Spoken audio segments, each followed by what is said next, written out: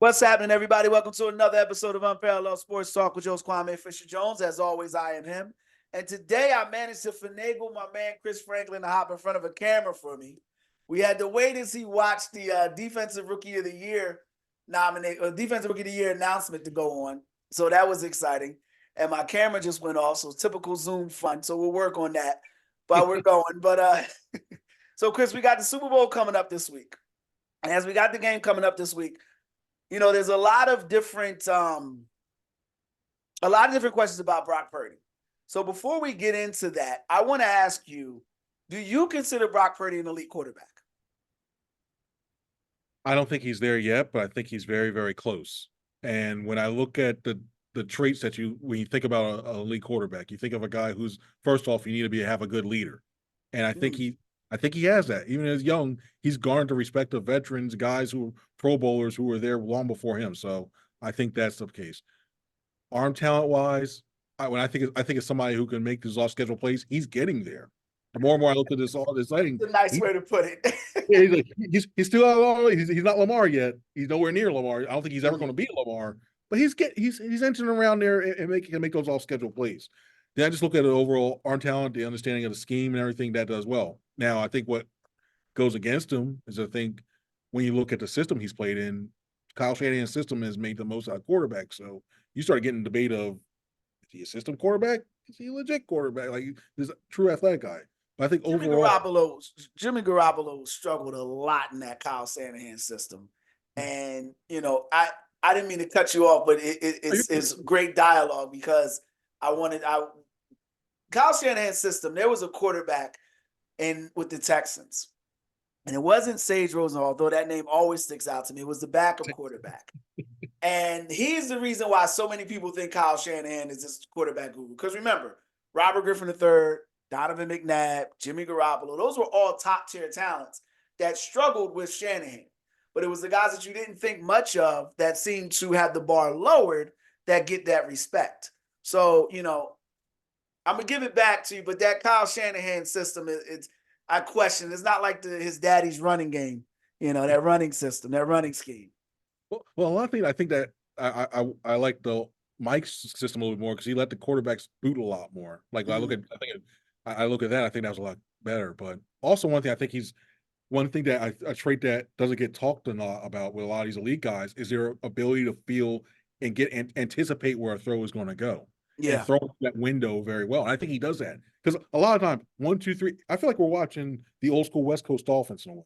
A lot. Whereas 1, 2, 3 out, 1, 2, 3 out, 10 yards, 15 yards, and then takes the bomb once in a while. But I still think he still has some work to do in terms of that bomb. But he's close. I feel like we're getting to the Joe Flacco in his heyday. Ooh, is he Joe? I gotta go. Comeback finalist for comeback player of the year. I with Brock, my first thing, and it's just like you. Well, what means elite? I don't equate arm talent with elite because if that was the case, like Jeff George would be an elite quarterback, or Ryan Leaf for the younger kids would be an elite quarterback. Randall Cunningham would have been because they could make Michael Vick because they could make all the throws. For me, in full disclosure, I'm doing a whole show on this, so I wanted to steal whatever. If you gave me something gold, I was going to steal it. So, full disclosure. But for me, what makes an elite quarterback is can you carry the team when they're stumbling? Can you pick them up and make the plays to get them right? And not the big, 20-yard plays or the 30-yard touchdown passes, but can you make the smart check down to keep a drive going? If the coach, this is something I hope Jalen does this season, come back. The coach sends in, black 59 razor, which is a slant on 3rd and 5. Jalen says, nah, we're running the ball. That's to me what makes the elite quarterback. So I don't believe Brock Purdy is elite. What I do believe he is functional. And functional when you're having a down year in the NFC, when the Detroit Lions or the team that you're playing against in the NFC title for the first time in 40 years or 30 years, however long it's been since the Nixon administration, it feels like, when the Packers run into Dallas and run roughshod over them, when the team in the division or at least the NFC drops 5 of their next. When so many things are going crazy, if you got functional, reliable, dependable, then you'll be okay. And that's what I think Brock Purdy is. The question about him being elite, though, to me, puts him in a disadvantage because now the bar is being raised. Now he's coming in with the RG3 expectations in the Super Bowl and the Donovan McNabb expectations of can he be productive? And and we'll get into I'll just transition right in there. That's where I think we're going to see the difference because he's lining up against elite. He's lining up against Mr. Elite on the other side. The guy that I'm not betting against anymore. I encourage you not to bet against anymore. The guy that can not only make all the throws, but let's be realistic and shout out TJ Houshmandzadeh, who kind of pointed this out earlier on one of his shows. He's been a game manager through much of the playoffs. When he's needed to make plays, he's made them, but he hasn't put the team at risk, and that's what I think elite is in this Patrick Mahomes. So is he Patrick Mahomes? No. Is he I don't even think he's Matthew Stafford, if I'm being fully honest with you. I don't think he's I didn't want the Eagles, and then we said this, I didn't want the Eagles to play the Rams in the playoffs. Yeah. Because Stafford doesn't even need to get hot. If he can just get a rhythm, he can pick you apart. See, I think when I think of Stafford, I think he's not the most mobile guy. I know it's not the thing, and I know he's got that. We talk Orange Out. He's got that talent. Mm-hmm. He's got that veteran know-how. It's still the what if. To me, I just still hold my breath, not knowing what he's going to do. And I think he's prone to the interception. That's what has me. At least with Purdy. Now, if Deebo Samuel was out, if Ayuk is not playing, I don't feel confident at all. And you can say about anybody. Well, if you don't have the top number 1 receiver, you're gonna. Yeah, you can see that. But I don't feel as confident that he can get the job done. If you take Deebo out, I think he goes down for halftime. Ayuk's definitely out. I don't see Brock Purdy being that guy to lead a team.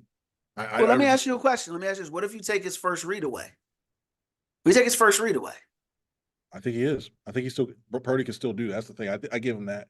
And I think Stafford could too. Stafford, at least I know he'll know the offense in and out. And I know he can feel like, you know what? I got pressure coming inside. I'm going to hit the hot out, the swing part, and then get 10 yards that way. I think he has that. I think Purdy has that in him. But it's one of those things where it's like, if you take away the middle of the field, and I think he's dancing a little bit. He's like, yeah. I think you see why he got Mr. Irrelevant. We watched this dude throw a fadeaway pass to the middle of the field when the game was nip and tuck. That's not elite.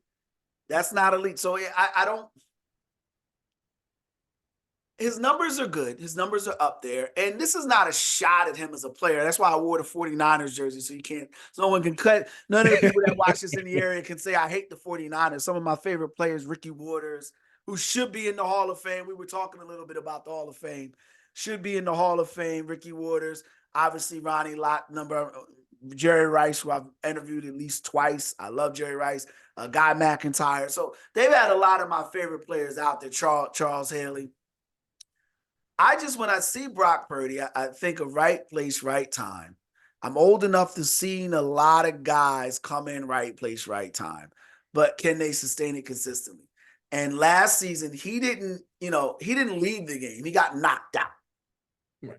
We'll see what happens this year when he plays another top-tier defense. You seem like you want to say something to that. Because when you said that, I just had this light bulb just went off. And the more and more I think about it, he reminds me of Jake Delhomme in a way. He was in the right place at a right time. And he just slowly but surely used that. He had Musim Muhammad for a while. He had Steve Smith, Olsen. He had everything around him. And he got to a Super Bowl one time. Yep. And when he got where the attention came on, he just slowly faded back. That more and more. Thank you for bringing that out, because now I'm thinking like, we're watching the new version of Jake Delhomme. I really believe that. And would Delhomme have maybe 32 good games? Yeah. Equivalent of a season and a half?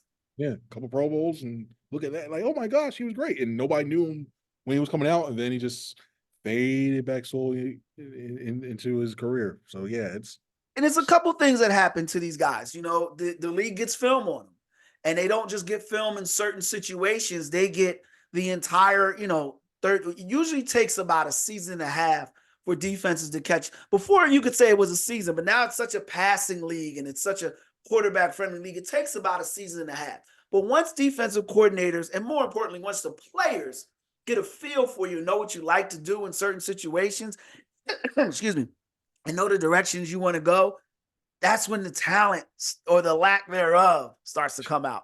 And that's why I don't believe he's elite. And he's a good player.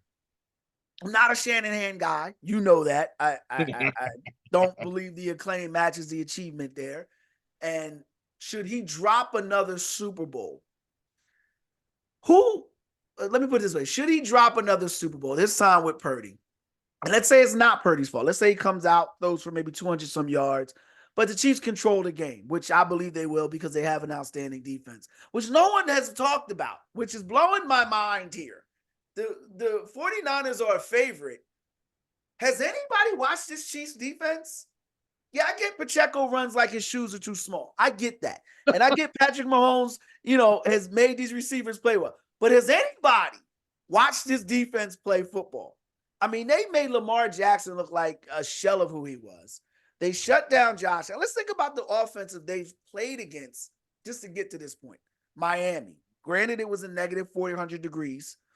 And, and it was literally icebergs coming through the game. But they still managed to schematically be in the right place at the right time. Then they get a hot Buffalo team that had been rolling dudes. Josh Allen was in the MVP conversation. They squashed that. And Buffalo was doing everything. And they were just literally just pressing buttons to try to win that game. Then they come out and they control the Baltimore game. I think Odell Beckham had one catch. Yeah.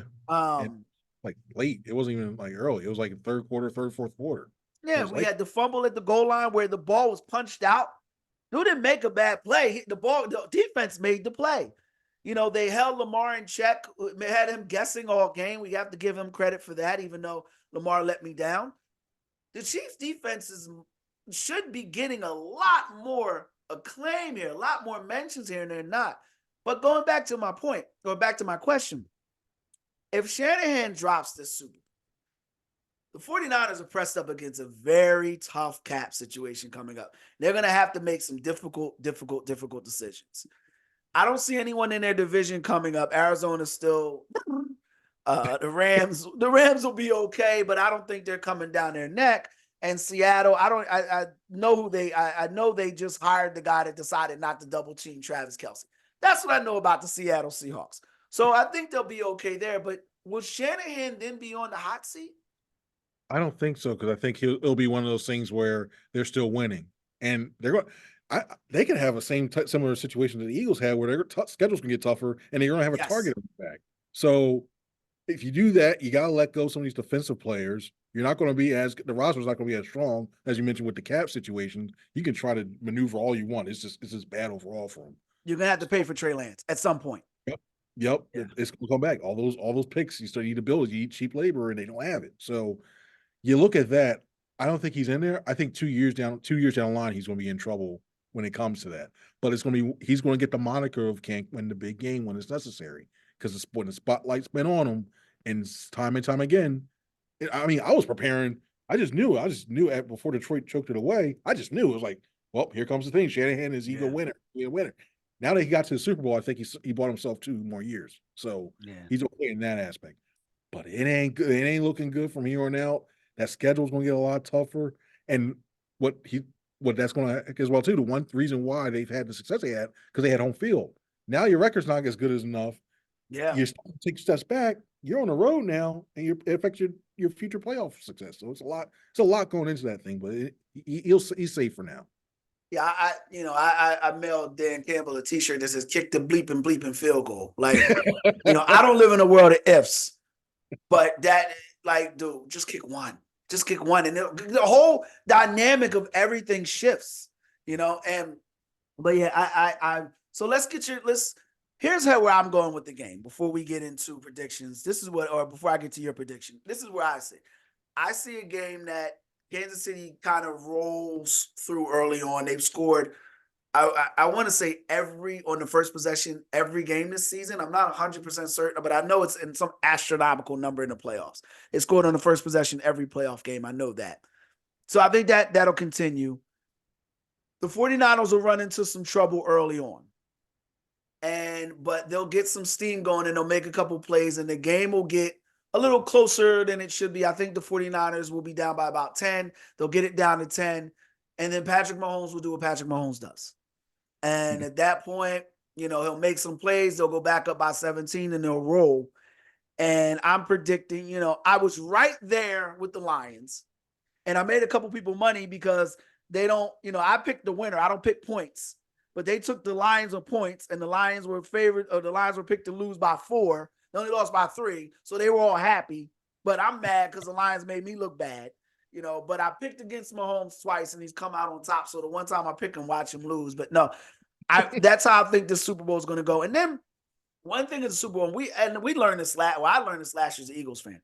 The freaking pregame and halftime is forever. It throws you off. If you haven't done it before, you don't know.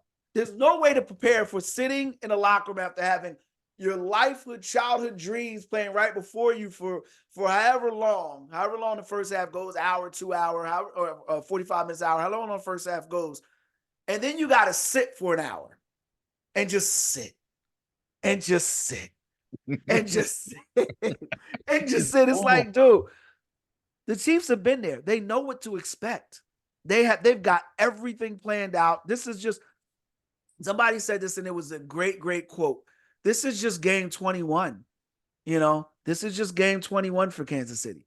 It's the Super Bowl in name, but it's game 21. This is the Super Bowl for San Francisco. That's where the difference lies. I like the Chiefs. I'm not going to pick a score, but I like the Chiefs to win by at least 2 touchdowns. What say you? We're pretty close on the score wise, but you mentioned that break. I remember specifically when the Eagles were up and Mahomes was limping, I went and got food, saw Rihanna get lifted up in the air. The whole stage was set, had 3/4 of my story done. And I'm like, all right, this is good. Still sitting there eating food, watching Rihanna, and got to tear everything up because the game changed or everything. It's like, all right, but it's a long time and it freezes up. So that's why it's going to be imperative for the 49ers to get out to a big lead so that way they can build enough cushion that maybe if the Chiefs were able to get a momentum or what's whatever. A big lead? Because the Eagles were up by 10 last year. So what's a big lead? For them, I think for the 49ers, I think that defense is a little bit better. So it should be 10's fine. I think if they got up by 10, I just don't see it happen. Yeah. I look at last week when you had home field advantage, when you had the experience, we had everything going for you, and you fell behind big to the Lions. You won't be able to come back against this Chiefs team because you're going against the number 2 defense, who's, in my opinion, the strength. I know you got Frank Clark up front. I know you got Karlaftis up front, but their secondary to me is their strength. Yeah, I agree. You cannot pass your way back into this game. You won't be able to. And that's why I think it's going to be the Chiefs get it. The Chiefs are going to be the team that gets out big. The Chiefs are going to be the ones that has everybody talking. We'll see more and more panning to Taylor Swift. We'll see some more and more panning to everybody today. We'll look at Andy Reid. We'll hear the conversation of, wow, he's the greatest coach. 49ers will make it a game. They'll make it the third quarter. They'll try to make a couple adjustments to do that, but the Chiefs grind. I have the Chiefs winning 31-17. I think it's going to be that. I think they win by that score. And we're talking about Andy Reid he was already, in my opinion, last word. He's going to be mentioned with it's hard to believe, the Landrys, the Belichicks, and everything else. He's better than all of them. He's better. We can open that door because we both agree there. And I got you for a second because you only got one game to watch. It's I did, and I told you about this offline and online as I was doing kind of an ode to Nick Saban and Bill Belichick and going through Belichick's records and seeing he had a losing record with Tom Brady, but seeing the lack of identifying talent. Andy Reid, his coaching tree is tremendous. From Ron Rivera, who's had success in Carolina, while he may not have won the big game, he still had success in Carolina. Steve Spagnuolo is one of the best defensive minds in the game right now. Matt Nagy is not a good coach, but he's a solid quarterback. He's a solid quarterback guy. I know I'm forgetting. Sean McDermott. Yeah, I was about to say the guy out in Buffalo, and I'm forgetting somebody else who's had some success. But Andy's been around for a long time. And the quarterbacks he's managed to not just win with, but win at a high level. from Donovan McNabb, who's another guy who should be in the Hall of Fame, to Alex Smith, Jeff Garcia, Michael Vick. And now he gets the gift from the football gods for having to deal with Philadelphia for all those years. And, you talk about a guy that builds up credit. He takes Philly from the abyss, takes them from, the vet into the link. They're one of the top franchises. He has a couple down years and they run him out of town for Chip Kelly. He goes to Kansas City and he gets Patrick Mahomes. What Mahomes go 10th in the draft that year? If that, he might have gone a little bit lower. Yeah, he didn't go. Put it this way: he wasn't the first quarterback off the board. Nope. And he went before some guys that I think are working at Walmart. So he went after some guys that are working at Walmart. But he gets that gift, but it tells you so much about his coaching because coaching only matters when you have talent. It's the only time it matters. And Patrick Mahomes, you can see him getting better every year. So yeah, and you never you never hear about him. It's always about the players. He's not the hoodie. He's not the guy that is he's always a good dude. So Andy Reid to me is probably one of professional sports, not just football, but professional sports is top. I would say he's up there with the Phil Jacksons of the world and the I'm forgetting there's a hockey coach that I can't think of for the life of me because I'm hungry. But yeah, I put him up there with some of the. But to me, he's better than Belichick. Who? Scotty Bowman with the Detroit Red Wings. Scotty Bowman with Detroit. There we go. Yeah, so we're on the same wavelength. But he's up there, guys that have done it with different faces, different crowds, different ways, and learn from their mistakes. 5 straight NFC title games, 1-4. Goes to Kansas City. They ain't dropping up. I think they've only lost one, and that was to Tom Brady. So I don't know if we count that. Everybody loses to Tom Brady. You play it long enough, you're going to lose to Tom Brady. So where do you put Andy Reid? So let's say he wins this game. Well, where do you put him? And if he loses, does it impact where you place him? Where he loses, I don't think so because he got himself, and I think this year's probably one of his best coaching jobs because he didn't have Tyreek Hill. He started out slow. Yeah. He didn't have a receiver. So I think it's one of his best ones. I don't hold it against him. Overall, I still think Belichick, even if you take 3 of them away, because there's the clouds hanging over him, he's up there. I still think Landry, I still look at those guys back in the 70s and 80s. I still put Walsh up there. He's getting close to Walsh because I look at the impact Walsh had on the offensive game, and I see the impact that Reid has on the offensive game. Even though he's had different offensive coordinators, they've all stayed the same, and he's evolved with the time that's gone with it. I put him up there at Walsh, and Walsh is my second. So I think he's just behind Belichick. And if he decides to come back one more year, at least if he has one dynasty, if he finishes one dynasty, I think he's really. Why do you put Belichick over him? Just out of curiosity. As much as we want to take it away, he still has the rings. They still have the Lombardis that came out. Even though it was Tom Brady that was running it, and Spygate and Deflategate and two of them were definitely Spygate. When I look at the two of them, you cannot take that away. The one in Houston against the Panthers, and the one against the Eagles, because miraculously, all of a sudden, how they know certain blitzes were coming, they haven't run it. Yeah, that game, man. And I hate to revisit that, but they knew every time when the blitz was coming left, they ran right. When it was coming right, it was so weird. And the Eagles could never get a beat on them. But I bring that up in jest because if you're not cheating, you're not trying, and everybody's got to adjust on the fly.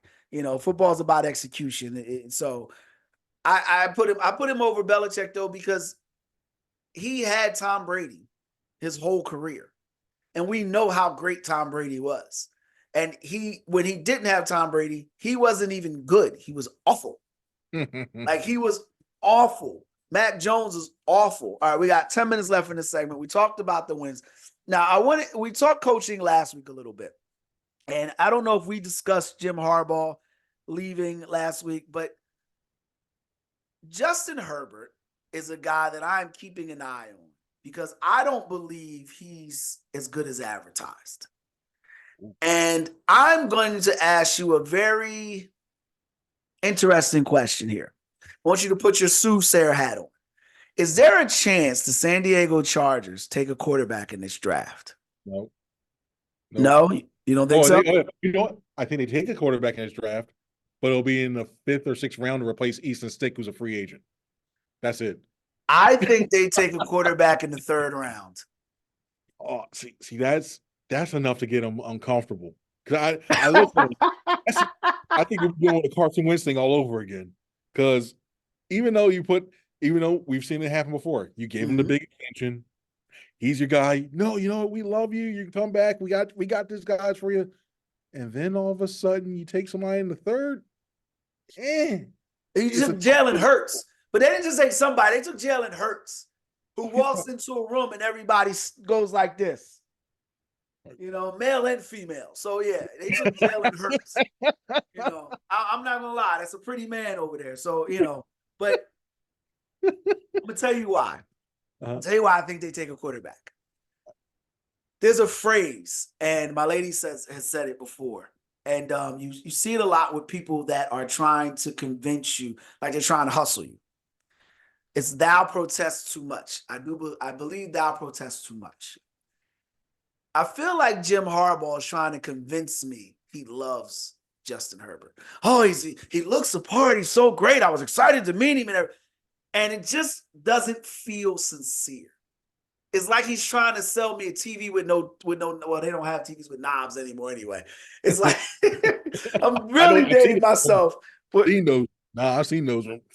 Yeah, exactly. It's like he's trying to sell me a TV with knobs on it. There we go. So I'll go the exact opposite.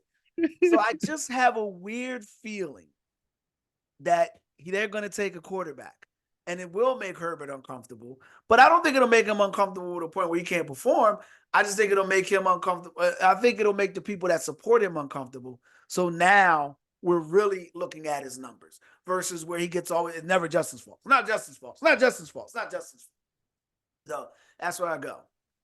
I could see it if they try to justify it in the same sense what the Eagles did, going, well, Justin's been hurt a lot, and we need a good backup, and we're worried about him. Yeah, but we all know. See, I think it has to be one of those things where it's day 3. It has to be a day 3, if anything, and even 4th round to me is still kind of high because that team has so many needs. Yeah, they need a running back. They need to think about the offensive line. They need defensive line. There's so many needs on that team. They need to address it. If they take a quarterback in the 3rd, if they take a quarterback 3rd, if I'm the Chicago, well, the Bears probably take Caleb Williams. But if I'm the probably they better. If they're smart, they better. Although it makes me wonder. I think they trade back for one spot. I think they dangle in front of the Commanders because the Commanders went. You can't. And I like Justin Fields. I hope he lands on his feet. But yeah. I got to get you one more time. Kevin Gray, friend of mine. Not friend of mine, mutual acquaintance, Kevin Gray. He had a great quote, and I want to get your opinion on it. Okay. He said that he was mad that Jerry Jones kept Mike McCarthy, not because of McCarthy's shortcomings, but because every time the Cowboys lose a game, we're going to hear about Bill Belichick. And it's obvious that that's the guy the Cowboys wanted. It's obvious they wanted to bring him in, but Jerry doesn't pay 2 coaches. I never thought about that. So for the whole season, he's going to be on ice because Jerry wants that record in the Cowboys sideline. And they know McCarthy's going to do. We know what McCarthy is at this point, but Jerry's not going to pay 2 coaches. What's your opinions on that? I don't think it's so much the paying because that man will pay over and beyond and spend a lot. I've seen him in person. He hasn't done it, though. Think about it. What coach has he fired? I don't think they fired the guy, their last coach, that because I'm drawing a blank, that they were supposed to hire Kellen Moore for. I don't think they fired him. I think his contract ran out. They just didn't pick him back up. He's now doing the NBC broadcast. Jason Garrett. I don't think they fired Jason Garrett. Yeah, I think it's more of the things that they can't find the person who's going to be, yes, Mr. Jones, I'll do it right away. But Bill's not going to go, well, we're going to be I don't think Jerry. I think that I know you say that, and people have said that before. I don't think Jerry's like. I think Jerry has a strong enough personality. But he doesn't need you to agree with him. He's gonna do what he wants to do anyway. I don't care. I don't care what way you want to go. This is the way we're going. But yeah, I was shocked. I was shocked Dallas didn't go that direction. I just thought Bill Belichick and the Cowgirls were a perfect marriage. It worked with Bill Parcells, who's a much stronger personality, and it worked fine with them. They didn't win in Super Bowls, but they were always a competitive football team. A lot of good football those years. The Eagles were just better. So you don't think that that's going to be a story all season? I don't think so. I think it's more. I think you know Belichick's name, but I think it's more for well, McCarthy's lame duck. The guys don't believe in him. He doesn't have a contract left in his year. Why should we listen to him? Let's get him out. Not actively putting a mutiny, but maybe if they start 3-8, maybe there's a mutiny. I don't know. Ain't no maybe. He's done at 3-8. They're done. But if they start sliding, it's gonna done. But I think they see him as a lame duck. First place schedule. That's what they're gonna have this year, right? Bless the Eagles for that slip. They're gonna get the first place schedule, and they're gonna get a team that is ready for them to go. All right, so Zoom is bugging on me again. So I am gonna go ahead and let it go right now. Chris, brother, I appreciate you. It's been a great season. I guess we'll give you a couple weeks off, and then we'll try to pick back up around the draft. All right, brother. Good stuff. Make sure you read Chris's stuff on NJ.com. He's a beat writer for the Philadelphia Eagles, and one of the best out there, headed upward. And I hope to roll with him. You know, we're going where I go, you go, I go, man. I appreciate it. It's been a great season, man. Seriously. Thank you for having me on. Thanks for entrusting me for being on here too. So thank you guys for watching too and listening. So I appreciate it, man. I appreciate it, brother. I appreciate you. That's it for this episode of Unparalleled Sports Talk. If you like the podcast, make sure you like it, share, subscribe, comment, whatever your podcast platform allows you to do. For the great Chris Franklin, and for me, as always, we appreciate your time of year. You be easy.